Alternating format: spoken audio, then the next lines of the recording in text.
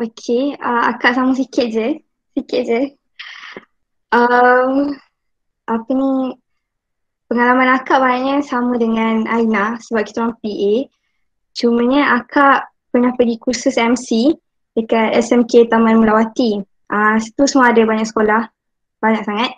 And then, diorang ada buat pertandingan macam untuk jadi MC terbaik. Okey, Alhamdulillah penuh 3. Tapi, dia beritahu lah apa kekurangan dia. Kekurangan dia, orang, akak baca macam bercerita, macam excited terlebih. Maksudnya kat situ salah lah. Kita kena berpada lah. So, itu pengalaman tak boleh lupa sebab malu lah sebab ada semua sekolah. And then, ada satu time tu dekat sekolah, mic tak function. Tapi ada banyak sangat barang hilang. Barang hilang, lepas tu cikgu suruh umumkan siapa punya ni, siapa punya ni. And then, time tu kita orang dah tak ada cara lain dah. Kita orang, letak mic kat tepi, kita orang pakai je suara. Dekat datang kejap tu, cakap lah sekuat boleh supaya semua orang boleh tahu barang siapa ni, barang siapa ni. Memanglah apa ni improper. Tapi at the same time kita kena sampaikan juga pesanan tu. Sebab benda tu bukan benda mudah. Sebab kalau kita bagi announcement dekat pejabat pun orang tak tahu barang apa tu kan. Sebab perlu tunjuk satu-satu. So then taklah orang tak suruh kalau mic tak function korang jerit. Tapi improvise lah. Kadang-kadang mungkin awak rasa awak nak ambil speaker kan. Kalau awak tahu awal mic memang tak function, PA tiba-tiba bilik kunci tak boleh buka, bawa lah speaker. Lepas tu tak pun kalau awak rasa confident, suara awak kuat, boleh sampaikan pesanan dengan jelas, gunalah suara tu. Okay, tapi kalau awak first time kan, akan nasihat kalau awak first time baru nak jadi MC, better jangan terus jadi perhimpunan yang dekat dewan. Jadi MC dekat dataran kejat ataupun dekat pejabat dulu. Supaya awak biasakan dengan mic, awak biasakan apa nak cakap supaya kat dewan tu dia lagi pressure dia lagi banyak tau. Sebab awak tinggi, awak kat atas tu semua orang kat bawah memang nampak apa je awak buat. Jadi kalau awak nak biasakan, awak apa ni jadi berlatih dulu jadi MC dekat dataran kejat ataupun dekat pejabat. Okay? DJ. Okay, so, terima kasih diucapkan kepada semua kerana berkongsi sedikit momen lah. Seterusnya kita pergi ke slot sesi soal jawab.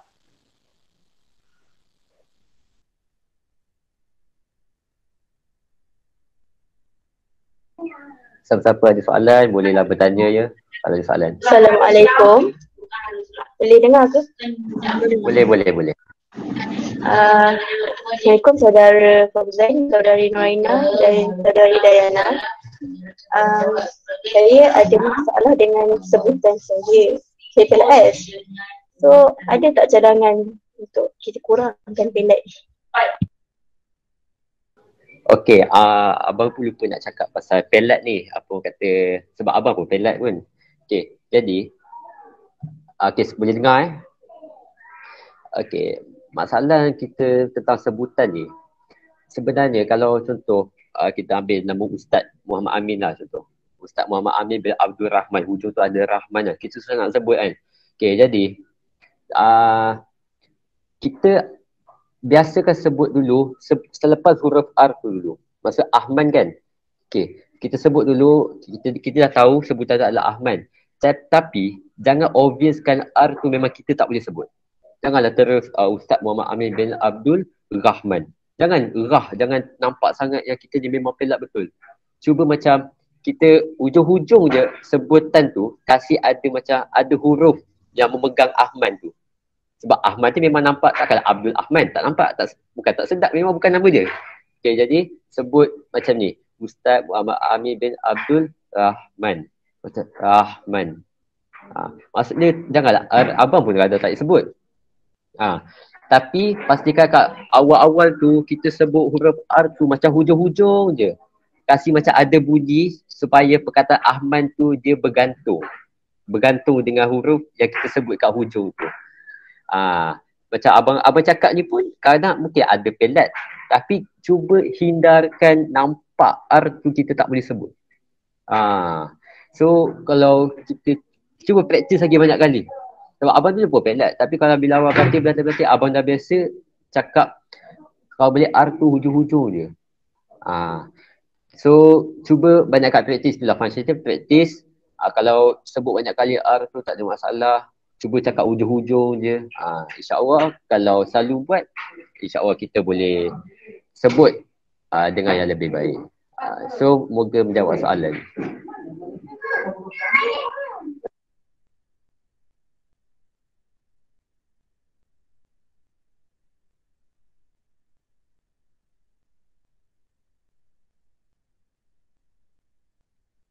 Ada lagi soalan ke?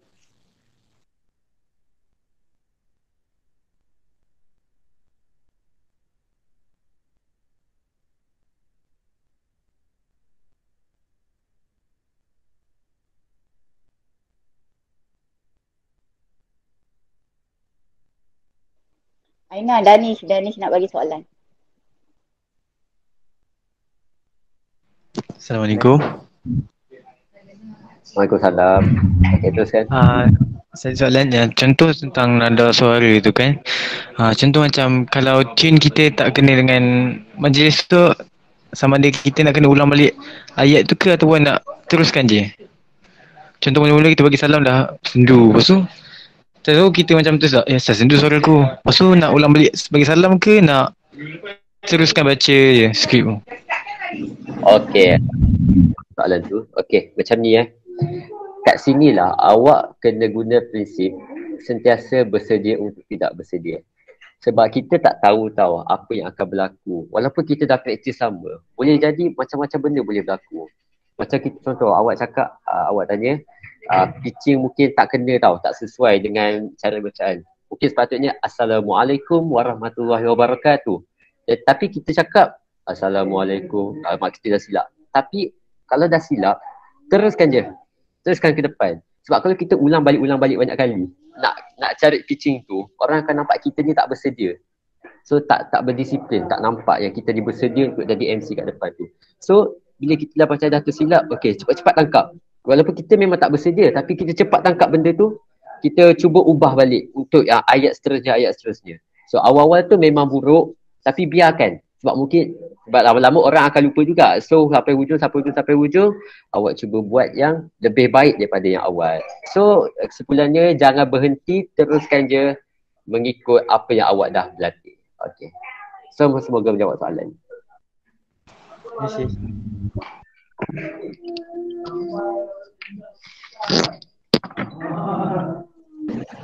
Ada apa-apa lagi soalan? Assalamualaikum. Kak Aina dekat Fauzan dengan Kak Diana. Saya nak tanya, saya jenis yang cepat terhibur. So kalau macam mana kita nak kawal expression muka kita time kita jadi MC tu? Sebab saya jenis yang cepat terhibur, maksudnya cepat senyum, cepat gelak. Macam mana kita nak kawal expression muka tu? So ni akak akan jawab Cara dia, first apa yang akak buat, jangan pandang benda yang boleh buatkan kita terhibur. Lagi-lagi kawan. Tak payah pandang dia, pandang tempat lain. Okay, satu lagi untuk menghilangkan ni, korang bayangkan depan tu tak ada apa-apa pun. Korang pandang dahi diorang tau. Bila korang pandang dahi diorang, korang tak nampak expression muka dia pun sebenarnya. Kalau sebab dia ramai tau, so korang pandang kepala diorang ke dahi diorang, tapi jangan nampak sangat yang korang tak pandang diorang, faham tak? Macam tak adalah pandang dinding depan kan, sebab audience kat bawah. Okay, korang pandang dia, tapi just pandang macam tu je. Macam tak nampak diorang pun sebenarnya. Macam tu. Tak adalah tips je lah. Benda ni korang akan pakai dalam presentation dalam kelas pun, kalau korang nak present, tak berani nak pandang mata, pandang dahi. Tu yang akak dapat dekat UIA lah. Macam lecturer kata, awak nak present, awak pandang dahi. So sejak tu baru kita macam confident tau. Kita tak tahu accuracy dia macam mana. Tapi bila dah lama sikit awak dah confident, baru awak boleh tengok mata diorang ke apa ke. Tapi kalau pasal mudah terhibur tu, biasalah kan. Apalagi kawan duduk situ gelak-gelak, kita salah sebut kan. Relax je. Okay, just korang kena set dalam diri korang, aku MC. Jangan main-main. Satu benda, jangan main-main. Kalau akak kat sekolah, akak pantang tengok orang kat atas pentas gelak. Akak pantang gila. Siapa yang pernah kena kan. Sangat pantang, macam bila turun tu kan, memang muka macam tak boleh, allergic dengan orang main atas pentas ni. Okay, so korang tetapkan diri korang, okay aku MC, aku kena buat yang terbaik. Aku boleh jadi yang terbaik dan aku harus buat yang terbaik. Tetapkan tu dalam diri korang setiap kali naik pentas. Okay, harap dapat menjawab soalan. Ya, silakan. Okay, Assalamualaikum. Oh adik. Nak tanya, kalau contohnya kita kan dah bagi warning dah kat diorang supaya diam, tapi diorang still bising. So kita nak teruskan percakapan ataupun still nak bagi warning tu lagi sekali? Okay, kalau berkenaan dengan warning ni, okay, semua boleh dengar kan? Okay. Sebenarnya benda ni yang dia berlarutan tau benda ni. So kalau kita nak ubah benda ni, dia ambil masa. Tapi abang ada baca lah satu artikel yang mana dia bagi tahu sebenarnya kalau kita berdiri ke atas tu, sebenarnya suara kita ni akan bercampur dengan suara-suara yang ada kat depan kita tu. Suara cicit, murai, burung murai semua yang kat depan tu, semua kita akan bercampur tau suara kita. Jadi bila diorang bising, suara kita pun akan sama dengar waktu tu, tapi diorang bising, so suara tu bercampur. Bila bercampur, cuba diam. Bila diam, para pelajar dia akan tahu macam ada benda yang hilang. Dia akan tahu macam ada suara yang hilang. Jadi itu menyebabkan fokus mereka nak mencari balik mana yang hilang tu. Sebab tu kalau ada masalah ke apa, kalau ya confirm lah masalah nak suruh budak bising. Kalau kadang nak suruh pengawas pun kadang ada yang nak tak nak dalam tu, nak suruh diamkan susah. Tapi cara dia just kita tahu kita tengah bising kan, kita diam je dulu. Diam. Sebab bila kita diam, orang akan lama-lama dia makin lama makin diam. Tapi abang tahu benda ni mungkin susah. Macam dulu ada cikgu buat senang lah sebab cikgu kan, orang nampak atas pentas tu, cikgu diam je dah tahu dah semua kena diam. Cikgu Rosdi ke cikgu mana naik kan, dah tahu lah semua diam.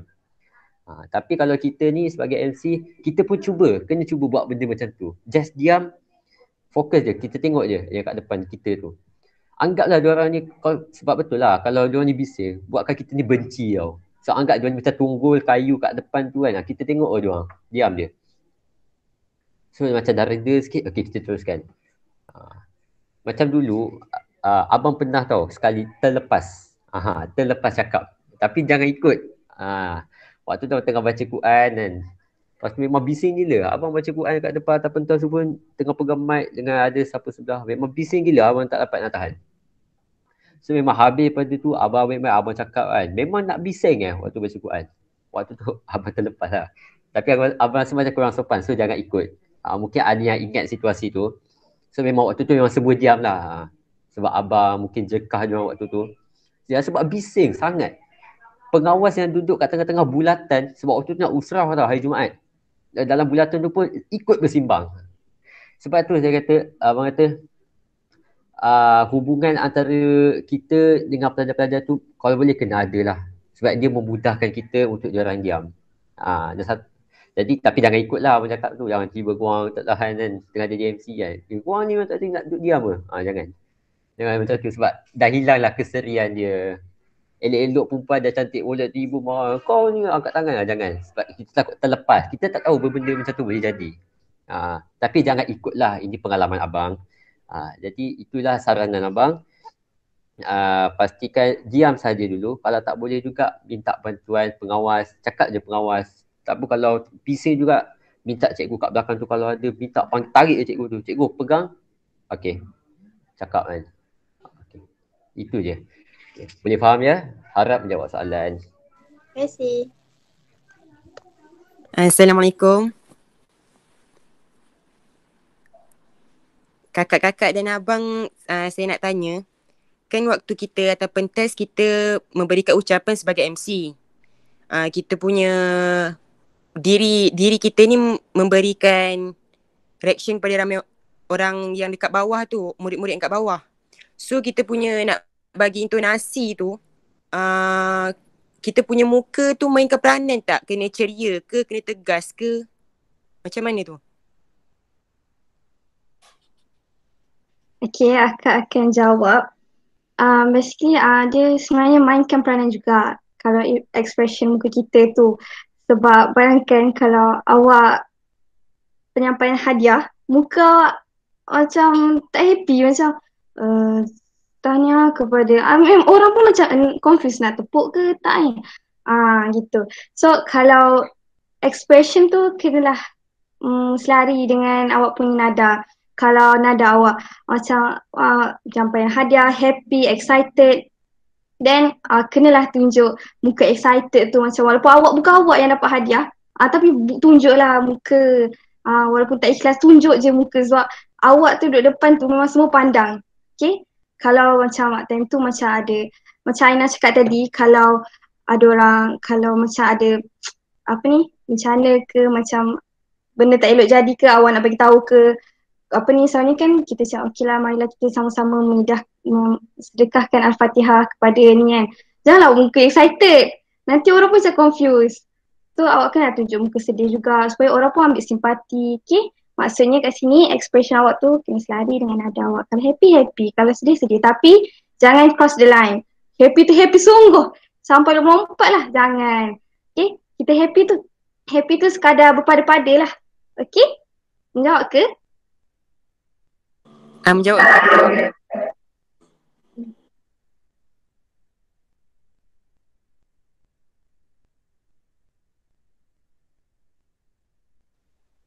Ada lagi soalan ke? Assalamualaikum. Saya nak tanya, jika kita jadi pengurusi majlis kan, contohnya kita nak jemput orang tu untuk bacakan doa. Dengan secara tiba-tibanya, orang yang baca doa tu mungkin tiba-tiba hilang atau pergi tandas ke, bolehkah kita sendiri terus membacakan doa tu? Benda ni memang pernah terjadi. Okay, jadi apa yang nak buat, kalau perempuan kena petik nama siapa-siapa dia yang ada dekat belakang. Okay, itu apa yang kita orang buat. Okay, kita orang petik je nama siapa yang ada dekat belakang. Tapi kalau seorang lelaki yang pegang mic time tu, just baca je terus. Macam tu. Okay, kalau perempuan, petik je nama ada yang kat belakang. So yang kat belakang tu kena, sebab yang sini kerja ni, yang di depan pentas, yang di belakang pentas, korang kena ada satu chemistry. Tak boleh lah, aku tiba-tiba tak boleh. Kena sentiasa ready. Okay, macam kat tadi, sentiasa bersedia untuk tidak bersedia. Okay, tolong pegang ayat tu. Apa-apa sahaja korang buat, bukan MC sahaja, even though dekat exam, even though dekat korang pergi mana-mana lah. Okay, benda tu korang kena pegang ayat tu, sentiasa bersedia untuk tidak bersedia. So kalau yang lelaki korang just, okay, baca je doa, yang perempuan petik je nama sesiapa yang belakang. Okay, jawab kan? Okay, terima kasih. Okay, sama.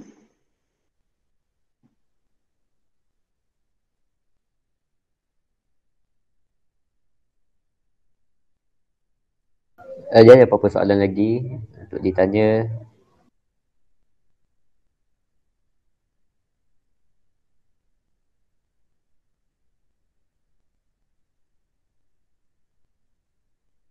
Ada lagi ke soalan?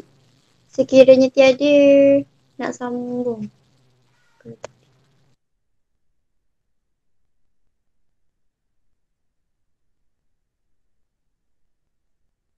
Tiada, Aina. Boleh teruskan.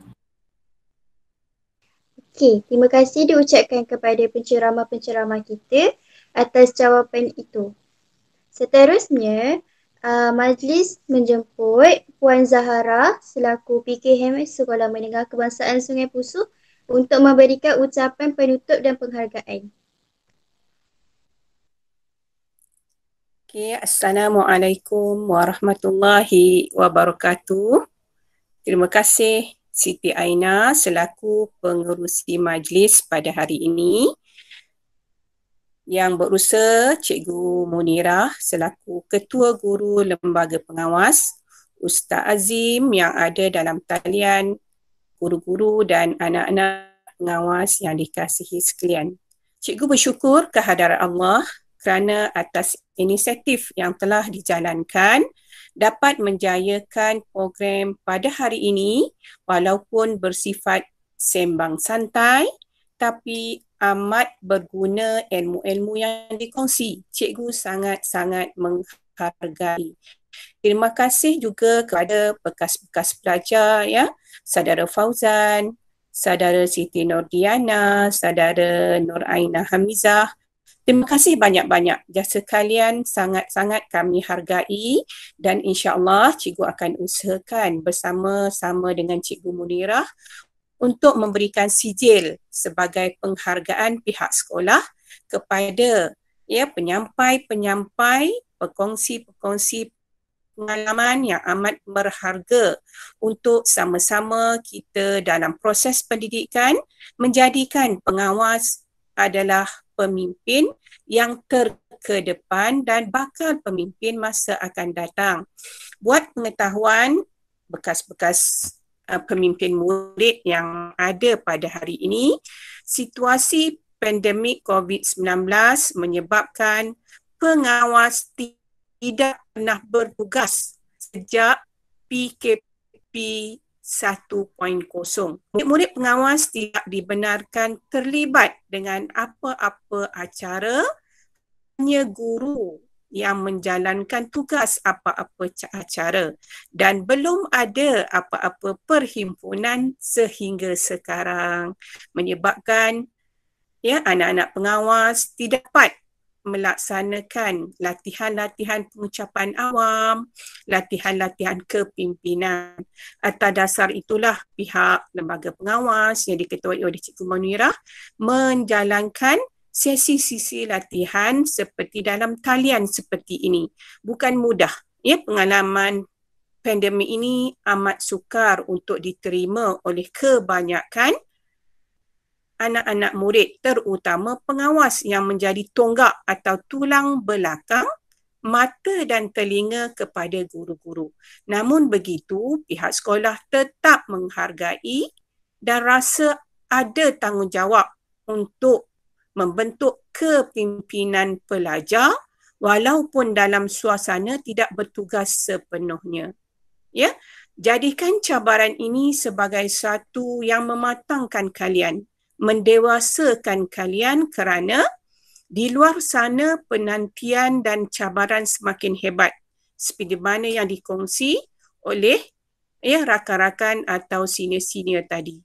Ya, kerana untuk menjadi pemimpin yang baik, kuasa pengucapan itu penting. Tiada pemimpin dunia atau negara yang tidak mampu bercakap dengan baik kerana pidato yang terbaik itulah yang dilambangkan sebagai kepimpinan yang terbaik. Selain anak-anak menumpukan kepada pelajaran, mendapatkan grade yang baik, ya, nilai-nilai kemahiran pengucapan ini sangat penting. Kerana ya, ini pembelajaran sekarang lebih kepada kerja khusus, ya, perbentangan dan cikgu nak kemarahan ini dikuasai. Walaupun di sekolah mungkin kamu tiada peluang seperti senior-senior kamu, tapi praktislah masa-masa yang ada. Tidak salah untuk kamu praktis sendiri di hadapan cermin, di hadapan adik-beradik, di hadapan keluarga. Berlatihlah kerana medan di sekolah tidak membuka ruang bukanlah menjadi jalan penutup kepada kebolehan dan latihan yang perlu kamu ada. Kita berdoa semoga pandemik ini cepat berlalu kerana kita yakin dengan adanya pemvaksinan yang sudah sampai, sekolah bakal menjadi lebih tenang, lebih mempunyai ruang dan insya-Allah sama-sama kita berdoa semoga lembaga pengawas akan kembali seperti biasa bertugas, boleh ya menunjukkan nilai-nilai kepimpinan. Cikgu selaku pentadbir sekolah, ya, penolong kanan hal ehwal murid yang bertanggungjawab kepada pembangunan pengawas amat-amat berharap supaya barisan kepimpinan pengawas Exco, ketua pengawas yang diketuai oleh Muhammad Faizul ya, dapat memantapkan ya kepimpinan pengawas menjadi pemimpin yang disegani, dihormati oleh rakan-rakan yang lain. Apabila ada aura kepimpinan yang tinggi, ya kita tidak perlu melutut untuk orang menghormati kita, tapi rasa hormat datang dengan sendiri kerana kita ada ciri-ciri kepimpinan. Dan ciri-ciri kepimpinan yang penting boleh menguasai pengucapan awam seperti mana yang telah dijalankan pada hari ini. Syabas, tahniah, cikgu sangat terharu dan terima kasih banyak-banyak. InsyaAllah, semoga setelah sekolah dibuka, kita boleh bersemuka dan boleh menjalankan tugas seperti biasa. Itu saja daripada cikgu. Sekian, wabillahi taufiq wal hidayah. Wassalamualaikum warahmatullahi wabarakatuh. Okey, terima kasih diucapkan kepada Puan Zahra atas ucapan itu tadi. Seterusnya, saya dan Izzatul Akila akan menceritakan sedikit sebanyak tentang top MC di Malaysia sebagai menaikkan semangat korang lagi.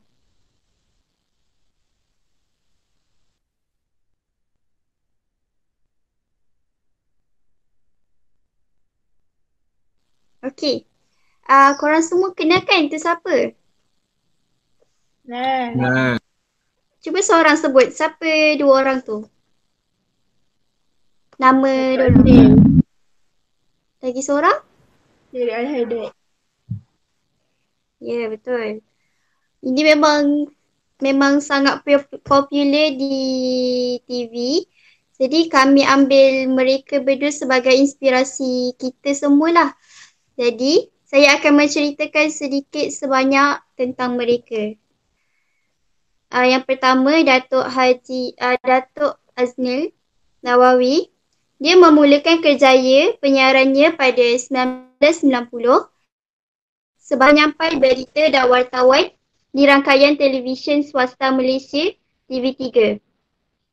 Sepanjang bersama TV3, antara rancangan yang dikendalikan oleh beliau ialah Buletin Utama. Sampai sekarang Buletin Utama ada. Dan Melodi dan Pop Quiz.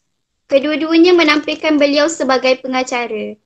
Kita boleh ambil dia sebagai satu inspirasi kerana dia seorang yang berilmu. Sampai daripada 1990 sehinggalah sekarang 2021, dia tetap menjadi sebagai pengacara majlis. Jadi Datuk Aznil ni, dia seorang yang sangat berdisiplin. Jadi kita kena inspirasikan dia sebagai kita punya sebagai contoh lah untuk kita jadi seorang pengacara majlis yang berdisiplin, yang bagus dan yang berkualiti. Seterusnya, Izzatul Akila akan menerangkan tentang Syaril Al-Haddad.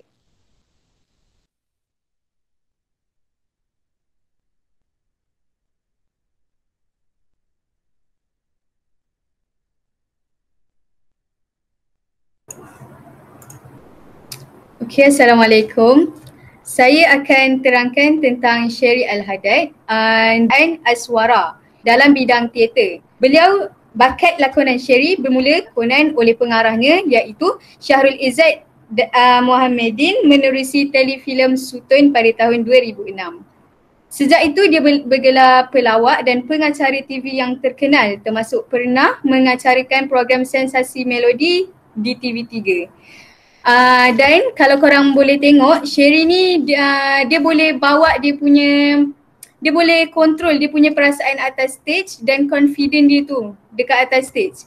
Jadi Syaril ni adalah salah satu MC yang boleh jadi contoh untuk kita. Sebab dia punya confident dan dia reti kawal dia punya emosi atas stage tu. Terima kasih. Okay. Seterusnya, ribuan terima kasih diucapkan kepada para mantan MMT 2019. Semoga semua dapat memanfaatkan ilmu yang diperolehi dari dalam program ini. Bunga dedap di atas para, anak dusun pasang pelita. Kalau tersilap, tutur bicara, jemari disusun, maaf dipinta. Sekian sahaja program hari ini. Mohon maaf daripada saya sekiranya ada terkasar bahasa, terlanjur bicara sepanjang mengendalikan program ini. Sesungguhnya yang terbaik itu datang daripada Allah Subhanahu Wa Taala dan kekurangan itu adalah kelemahan saya sendiri. Dan jangan lupa isi kehadiran di link pada ruangan chat. Okey. Sekian, wabillahi taufik wa hidayah. Wassalamualaikum warahmatullahi wabarakatuh. Sebelum tu kita orang nak ambil gambar lah. So masing-masing kena buka kamera sebagai laporan nanti. So buka kamera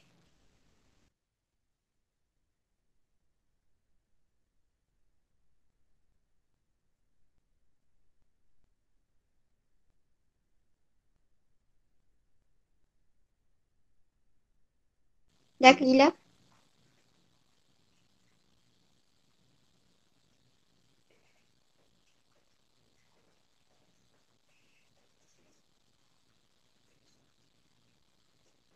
Nanti isi kehadiran tau dekat tepi tu. Semua semua pengawas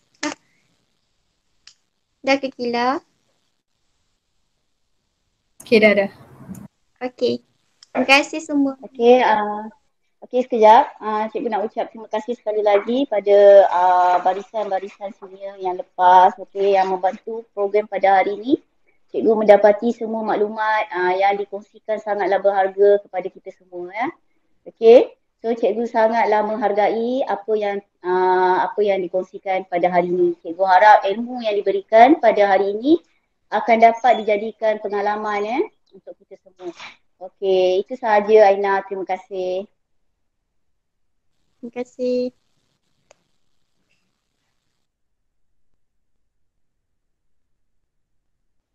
Okey, bolehlah tutup majlis taklimat hari ini ditangguhkan. Kata macam tu. Program hari ini ditangguhkan. Sekian, terima kasih.